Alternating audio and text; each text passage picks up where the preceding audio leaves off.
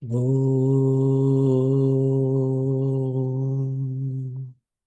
Om Sahana Vavatu Sahano Bhunaktu Sahaviryam Karvavahai Tejasvinavadhitamastu ma vidvishavahai. Om Shanti Shanti Shanti. Om Shri Paramatmane Namaha. Atha Navamo Adhyayah. Shri Bhagavanuvacha. Sarvabhutani Kaunteya Prakritim Yanti Mamikam Kalpakshaya Punastani Kalpadau Visujramyaham Prakritim Swamavashtabhya Vrasrajami Punah Punah Bhutagramamimam Krishnam Avasham Prakrtirvashat Nacha Mam Tani Karmani Nibandhanti Dhananjaya Udasin Vadasinam Asaktam Teshu Karmasu. All right. So, Bhagavan is talking about the guhyatamam, the most secret knowledge, and he basically describes his own nature, which is also our nature. And he, the fifth verse we covered quite in detail. Then in sixth verse, he gives an example that think of Paramatma as Akash and the Jagat as the air. So, air has a limited presence within the space. The space doesn't get contaminated by the air, or it doesn't have any um influence on the space. So, we talked about three things, that we have to understand. The first is that the Jagat, which is Idam. See, again, Aham and Idam. So think of Bhagwan as the Aham, because Bhagwan is talking about his own nature. So the Aham is pervading the Idam, and the Idam Jagat is the effect, and Aham is the cause. That's the first point we have to understand. That without the cause, the effect doesn't exist.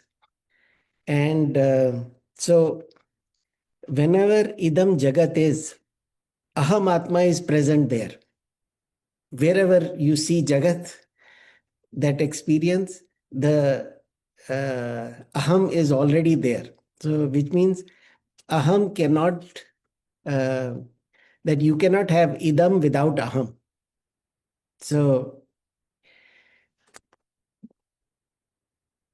think of it in terms of a TV, you know. You cannot see a show without the TV, but TV can be without a show. If you, this is just a example, but the presence of a show is totally 100% dependent on TV. But no matter what happens to the show, usme you have floods, you have fire, you have any kind of thing, it has no impact on the TV. It's just play of colors, right? So that's the if that's how you want to understand. The second point was that aham is always present in idam. The second is that the idam cannot contaminate aham. That's the second point that we have to understand, because it is superimposed. It doesn't have its independent existence. Jagat doesn't have independent existence. It is totally 100% dependent on that aham only, And the how do we explain that? Yeah, so TV example is good. Or you can see the white screen, when you watch the, what do you call it? The Mission Impossible. So all the stunts will be on the, it'll show on the screen. But before that and after that, the screen remains the same. Even while the show is going on, the screen is supporting that whole show.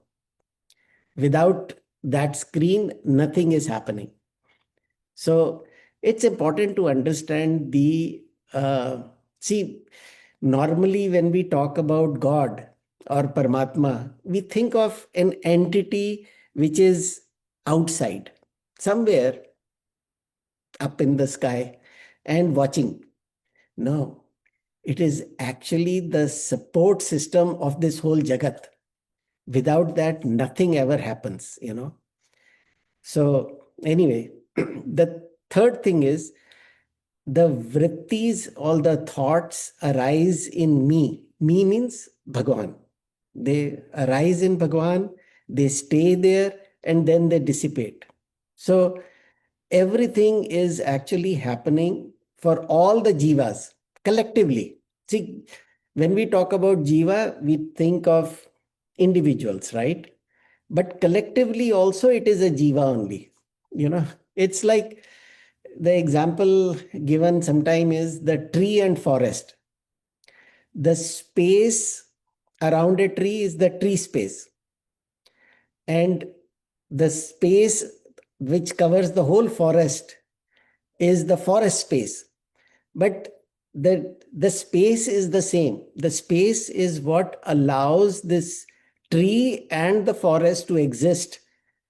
So same way, the whole Jagat, if you think of it as a body, it exists in just a fraction of that space, right? So, so let me put it in another way. When you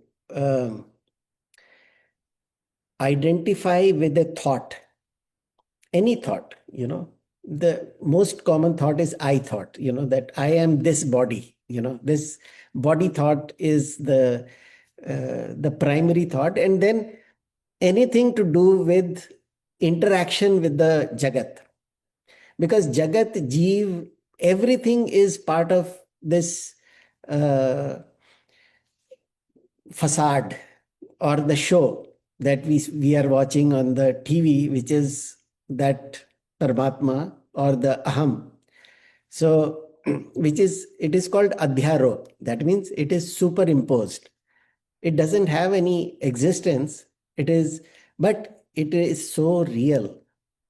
It is so, what do you call it, meaningful to us at this time. Because not just Jagat is unreal, every thought is also unreal. Unreal, when I say, it is superimposed. So when we want to meditate on this idea, we have to understand that I am free of any vritti. The vrittis arise in me, they stay for some time, and then they dissipate.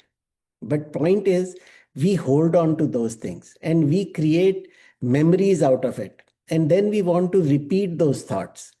So that is the problem of the entity called ahankar or intellect, whatever, because ahankar is part of the intellect only. So think about it, it reminds me of that na punyam, na papam, na saukhyam, na dukkham.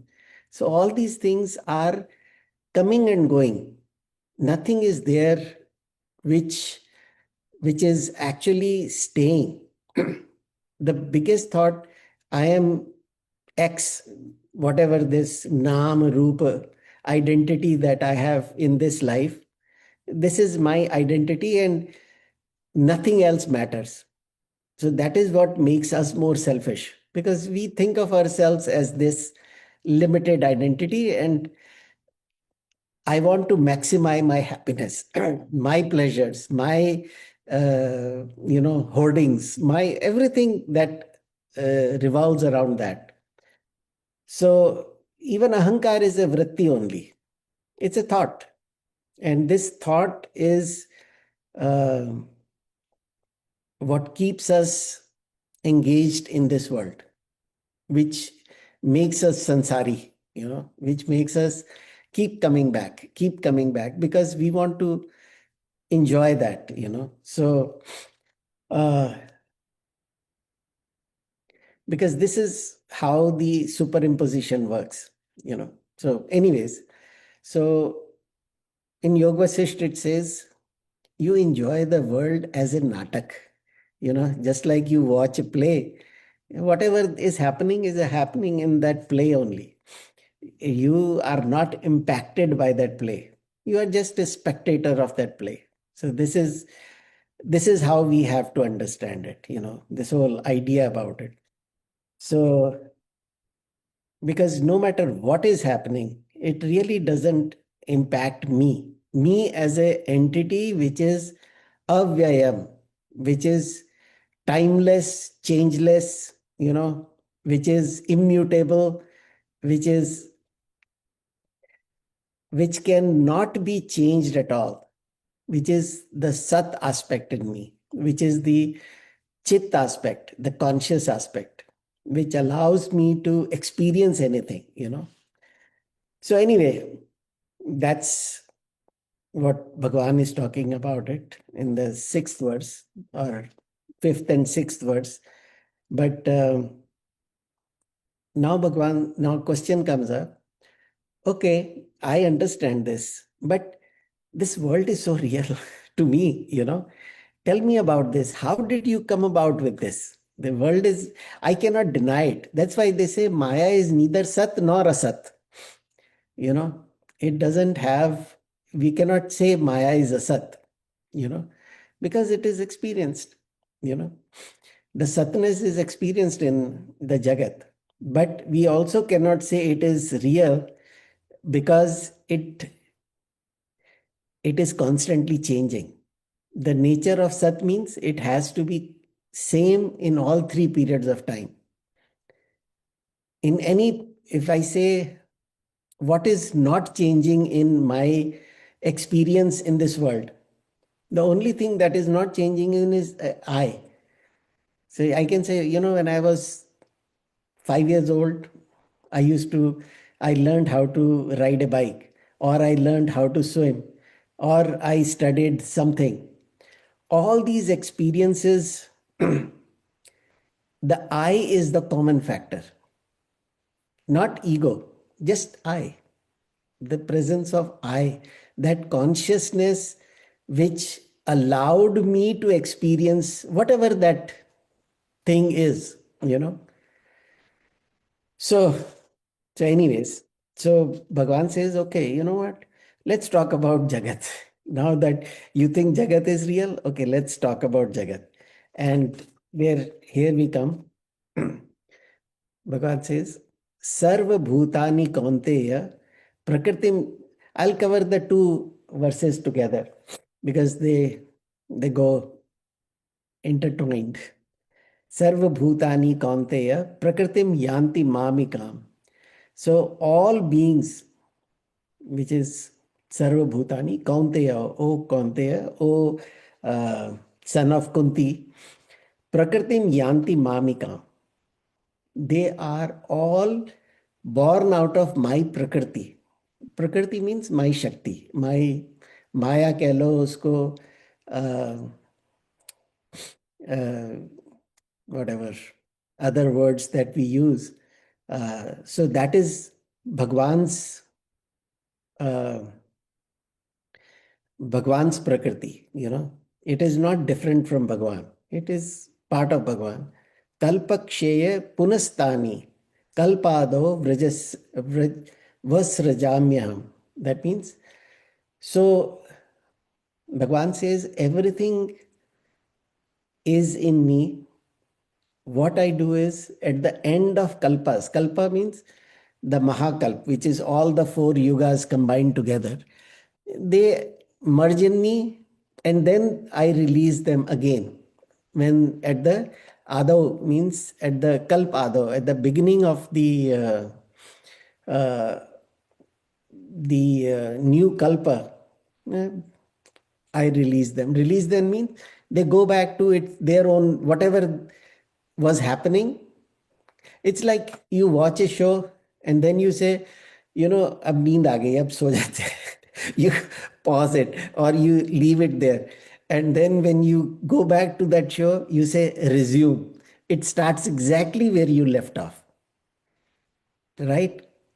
Bhagwan does exactly same. It says resume. So all the pranis, all the jivas, sarva bhutani, all the which means the from a bacteria to all the way to Brahmaji.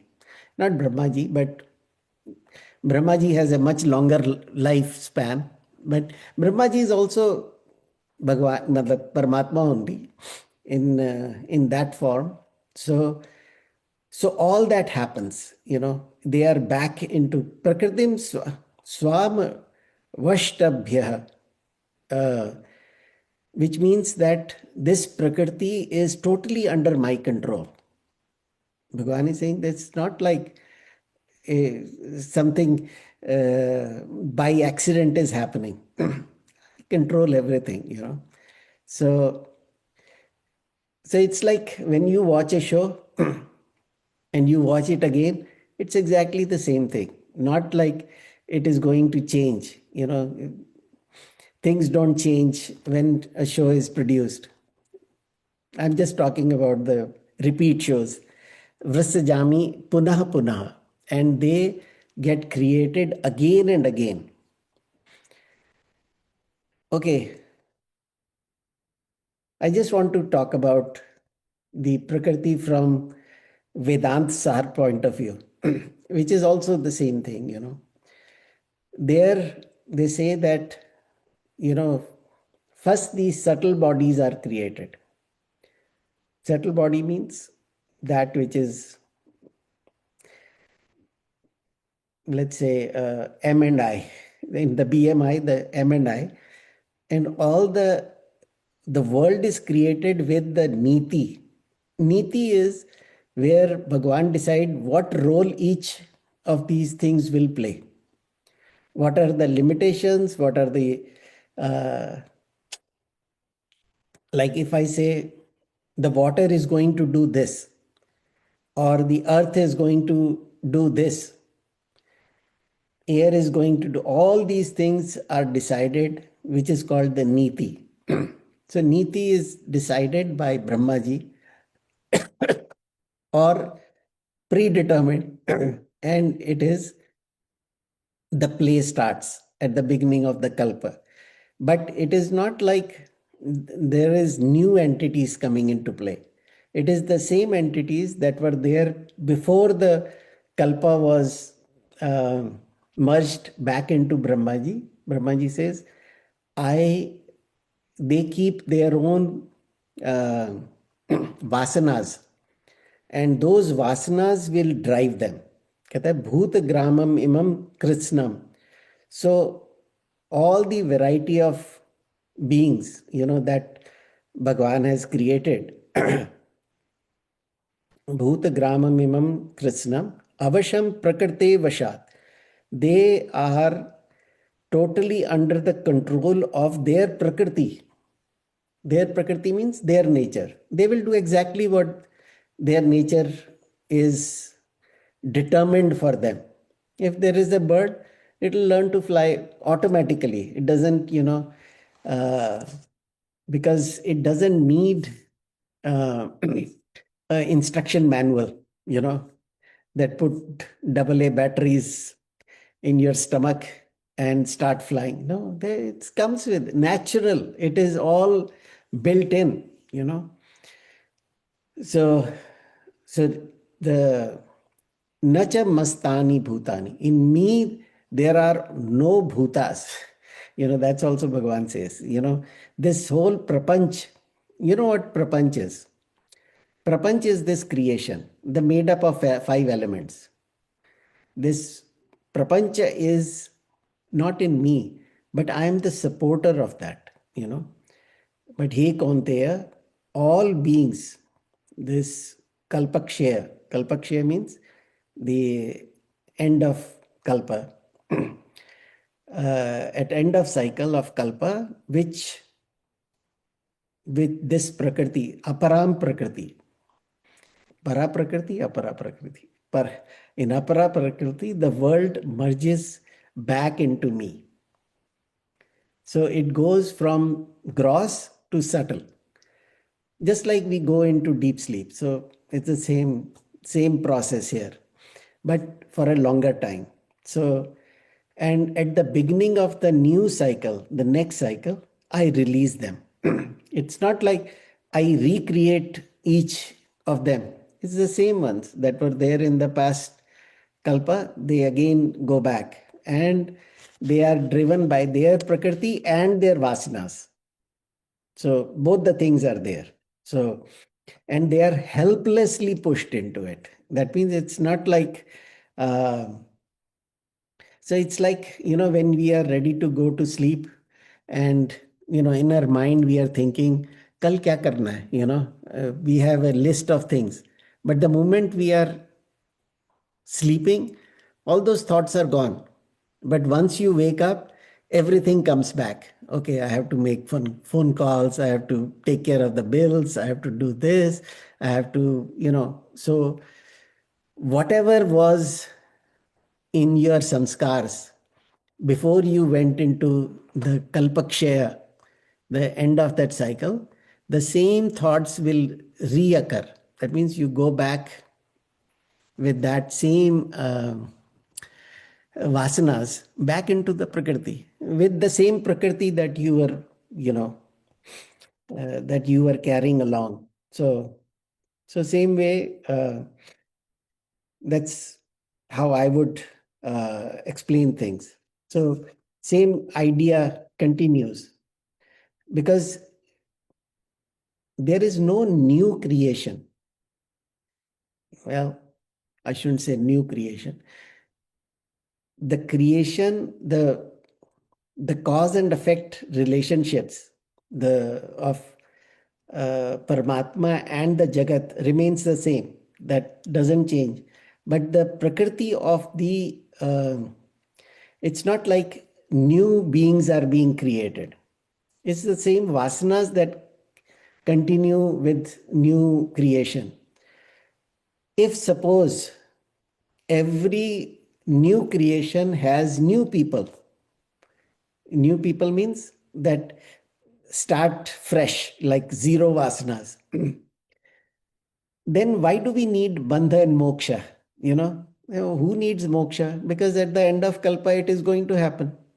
We are going back into the merge with the cycle. So there is no point of putting much effort. So enjoy what is there. And then once you are back, then you are one with Bhagwan.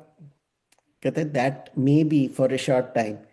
But the moment you are back, your bandha moksha status is exactly the same where you left off. So otherwise there is no need for shastras, क्या क्या करना है उनका. And there is no so that's important things. So now there is a doubt. Bhagavan says, not Bhagwan. I think Bhagwan is reading what a person may think. He says, Bhagwan, I do little karma, and I get bound. You do so much karma, you create, you dissolve, you manage, you are the one who is handling all this new creation. Don't you get bound? Your bandhan should be X factor more than anybody, or combined all of us together. So Bhagavan says, no, thank you for your concern, but I don't have that problem, because what binds is the identification with this Jagat, you know. So I have no identification with the Jagat, I am free of any identification. So nothing can bind me, because uh, this was answered before in the fourth chapter. Namam karmani limpanti name karma phale spraha. That means I am neither bound by the or contaminated by the karmas or the karma phala, because I'm not doing anything. you know, I don't have bhoktatva or kartratva or bhoktratva. That means either the doership or the enjoyership. Those are the things that bind people. So, so when I don't have any of those things, then even those who understand my nature like that, those who understand, if you remember, we spent a lot of time in understanding जो कर्म में अकर्म देखता है, अकर्म में कर्म देखता है, he is free, he is liberated. So this is exactly the repeat of that. That means जो the one who understand that nature, which is also their own true nature. It is not like Bhagwan is a separate entity. This is Bhagwan is enlivening us, basically. Bhagwan is the one because of which we are able to experience the drama of this Jagat. So once we understand, then we are as liberated, you know. So that is the one. So now liberation is, what is the definition of liberation here? Bhagwan says, Naya mam tani karmani nibandanti dhananjaya udasina vadasinam asaktam teshu karmasu. Just the word meaning is nacha mam tani karmani, because those karmas don't bind me.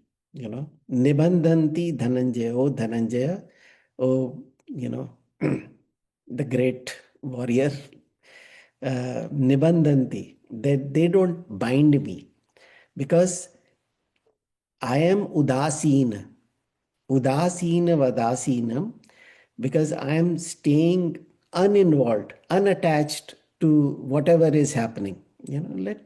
It's like a show, whatever is, it's like director making a, say, horror film. Now, when he makes a horror film, he's not scared of it. He's just directing it. Chalo, tum ye karo, tum ye karo, tum ye karo. And then people just act and they are done. After that, the villain and the hero and the comedian, they are all eating together and enjoying. There is no difference, because they don't have attachment to that role. They know they are different from it. So same way, udasin, asaktam teshu karmasu. So all these dissolutions and creations and recreation and all that, I am asaktam. I am unattached to it. Now, it's like, again, I'm going back to the TV example. TV is unattached to which show you are watching, right? So maybe you are watching news, and then after some time, the TV will say, enough of this news. Let's go back to Netflix or something. So the point is, Bhagwan is totally unattached. It is the one because of which all shows are possible. So those karmas don't bind Bhagwan, at all. So they are like, कहता है, because I am udasin.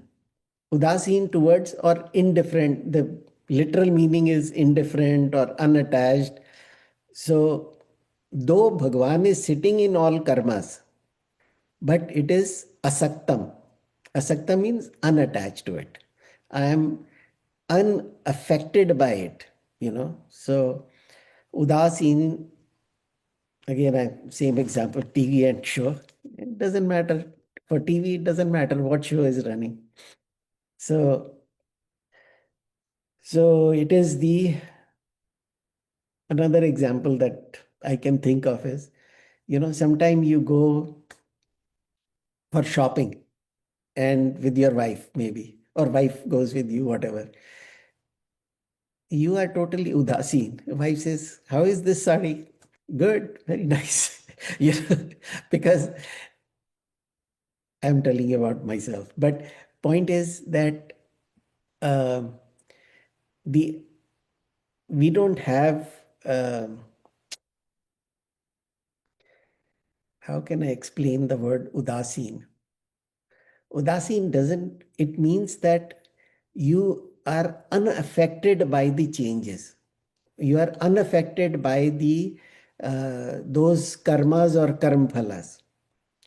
When you are unaffected by it, then doesn't matter what happens, it is not going to bind us.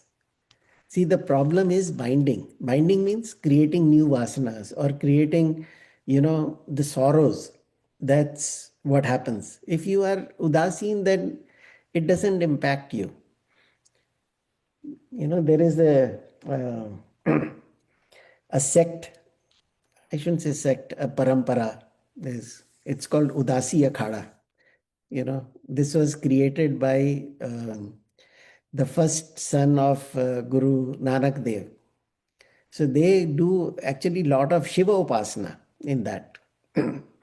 So you will find that a lot of Sikhs are part of that Udasin parampara. A lot of Hindus, they're both into that. But uh, that's the nature of it. That's what I was talking about. So, because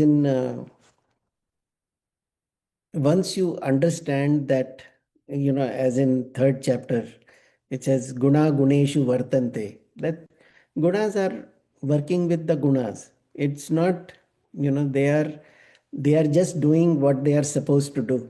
It's not something unique that is happening. So let that happen. You just be the observer of this whole thing, So,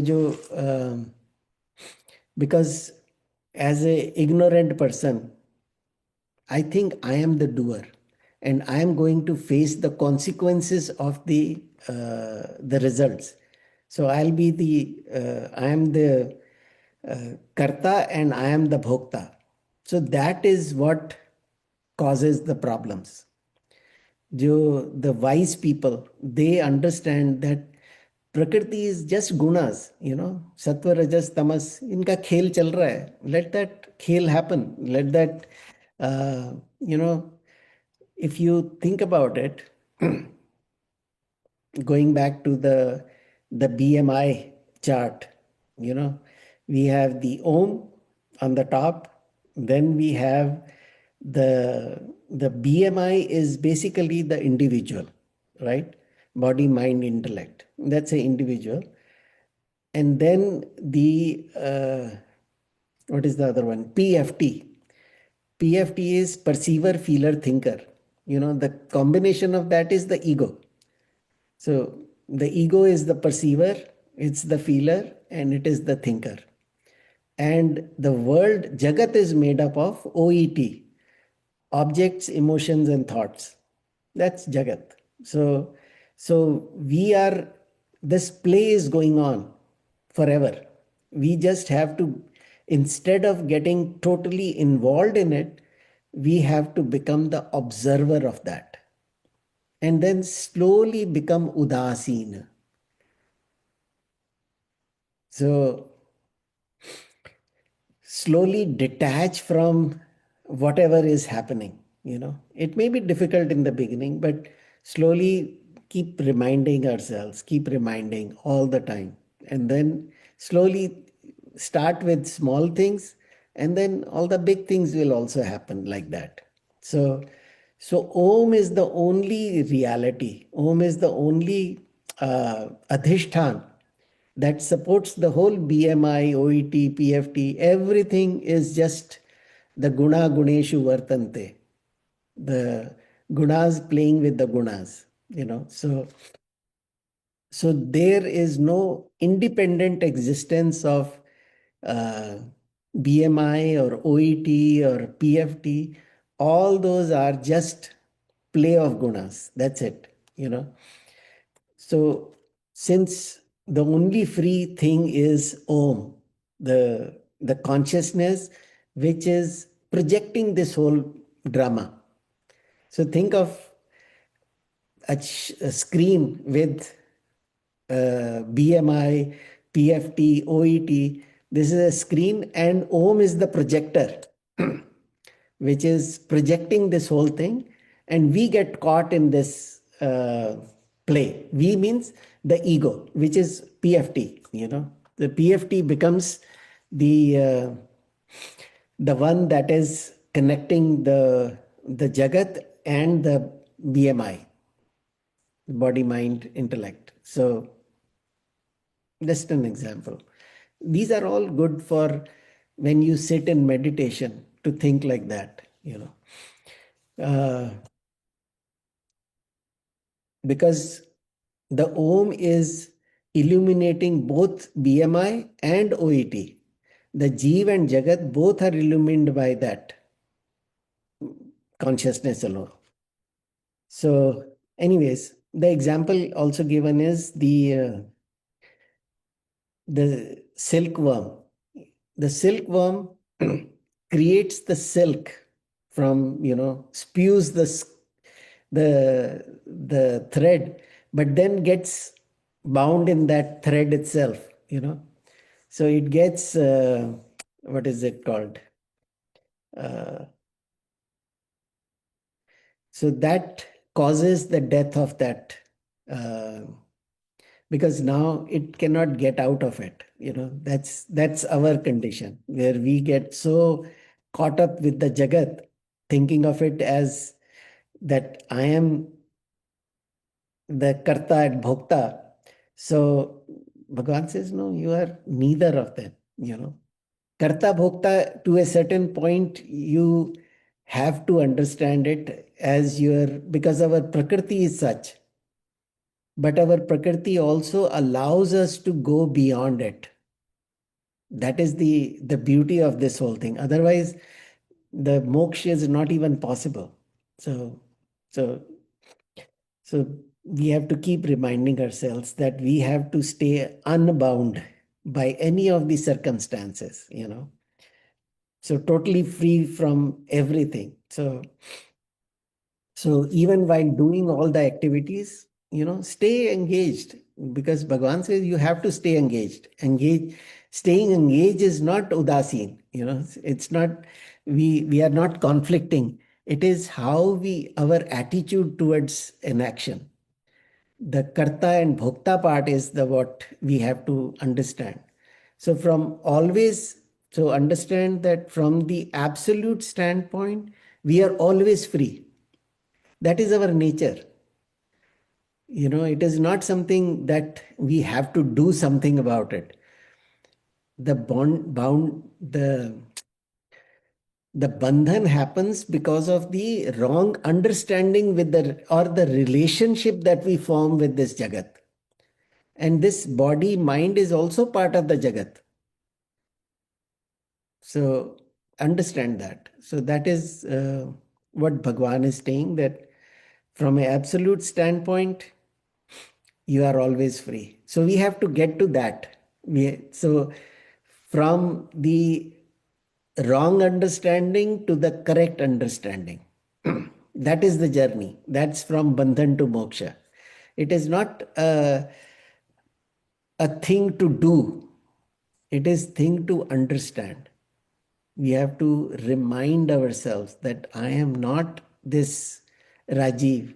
I am that consciousness which is illuminating both Rajiv and Rajiv's work, everything that is being done. So, from a relative standpoint, with the right thinking, stay udasin, stay unbound, stay unattached to whatever is happening.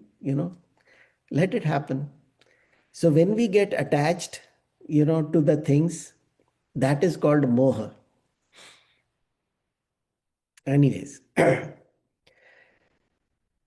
Bhagavan another question, that comes up is, on one side, Bhagwan, you say you dissolve, you create, you recreate. On other side, you say that I am udasin,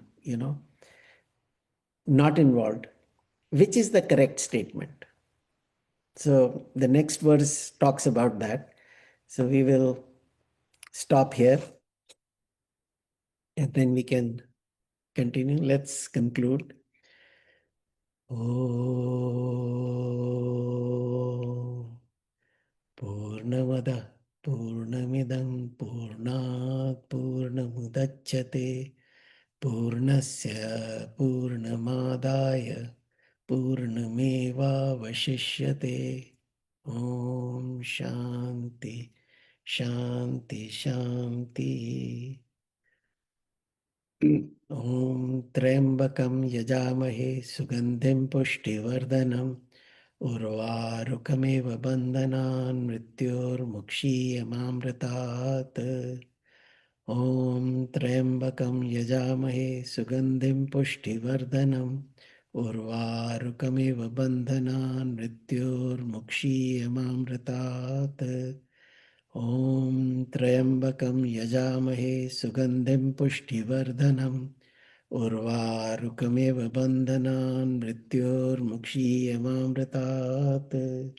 Om Shanti Shanti Shanti. All right, we can open for some discussion now.